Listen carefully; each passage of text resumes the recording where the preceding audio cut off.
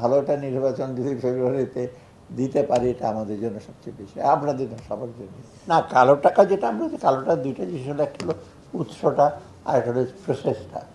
টাকা আমরা চেষ্টা করছি উৎসটা বন্ধ করতে। উৎসটা মোটামুটি কিন্তু এখন ওই লোন যারা নেয়, আগে তো ব্যাংকের মালিক, ইন্ডাস্ট্রির মালিক, টেলিভিশনের মালিক, নিউজ পেপারের মালিক, ফ্ল্যাটের মালিক, সব একজনই, সে ডিসাইড করবে।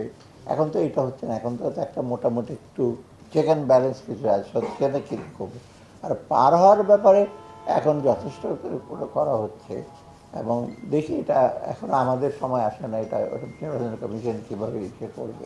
তবে আমরা উই আর ওয়াচিং ইট, যে কারো টাকা যাতে এখন রাজনৈতিক জিনিস, আমি সবসময় অর্থনৈতিক উন্নতি রাজনৈতিক কালচারের সাথে। এখন যদি ওনারা যদি এনকারেজ করে টাকা পয়সা দিয়ে সে করবেন, নমিনেশন দেবেন, ভোট দেবেন, তখন তো আমি তো অর্থ মন্ত্রণালয় থেকে এটা কিছু ডিফিকাল্ট। তো কিন্তু এটা লাগবে যদি আমরা সঠিক এসে চাই। আমি দুঃখের বিষয় অনেক কিছু, ওখানে নির্বাচন করে আমাদের, আমি একজন নির্বাচনে দাঁড়িয়েছে, আমি বলে তুমি কী করে নিয়ে দাঁড়িয়েছো, টাকা পয়সা লাগবে না, না আমি কিচ্ছু করবো না, গিয়ে বকতে বকতে তো তোমার চা খাওয়াতে হবে, হ্যাঁ 1 কাপ চা। পরের দিনে বলে চা না, আমাকে 7 আপ খাওয়াতে হবে, টাকা বাজেট বেড়ে গেল। কদিন পর সিগারেট খাওয়াতে হবে, তা তোমার বাজেট আছে। আমি তো এটা চিন্তা করিনি, আমি তুমি 10 লক্ষ টাকা চিন্তা করছো, এখানে 10 কোটি টাকা লাগবে, এই যে তুমি চা এসে, তারপর হোন্ডা টোন্ডা এগুলো তো আছে।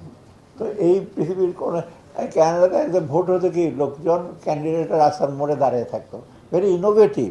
রাস্তার মোড়ে তো একটা প্ল্যাকার্ড, তা সে এবারে হাত দিয়ে বলতো মাই নেম ইজ দিস, এটা দিস ইজ দ্য ক্যাম্পেন, 1 পয়সা লাগে না, রাস্তার মনে দাঁড়াতো।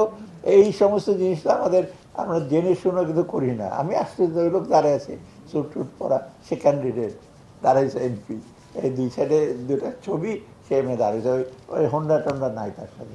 তবে আমরা ট্রু যে আমরা উই আর ভালোটা নির্বাচন যদি ফেব্রুয়ারিতে দিতে পারি, এটা আমাদের জন্য সবচেয়ে বেশি, আপনাদের জন্য, সবার জন্য।